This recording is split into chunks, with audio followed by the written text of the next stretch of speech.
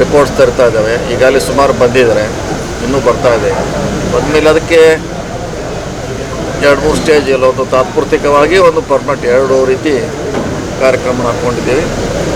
ಇನ್ನು ಕೆಲವು ಕಡೆ ಈಗಾಗಲೇ ರಸ್ತೆ ಬ್ರಿಡ್ಜ್ ಕೊರೆದೋಗಿದೆ, ಅದನ್ನು ತಾತ್ಪೂರ್ತಿಕವಾಗಿ ಮತ್ತೆ ಅದನ್ನು ರಿಪೇರಿ ಮಾಡಿದ್ದೀವಿ. ವಾಹನಗಳಿಗೆ ಸಂಚಾರ ಮುಕ್ತ ಮಾಡಿದ್ದೀವಿ.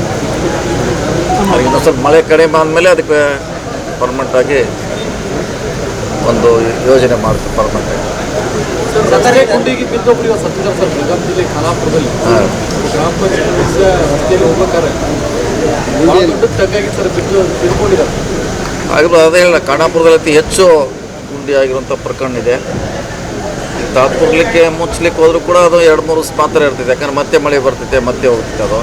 ಹೀಗಾಗಿ ಮಳೆ ನಿಂತ ನಂತರ ಅದಕ್ಕೆ ಪರಿಹಾರ ಮಾಡ್ತೀವಿ. ಈಗ ಟೆಂಪ್ರರಿ ಮಾಡುವಂಥ ಪ್ರಯತ್ನ ಮಾಡ್ತಾಯಿದ್ವಿ.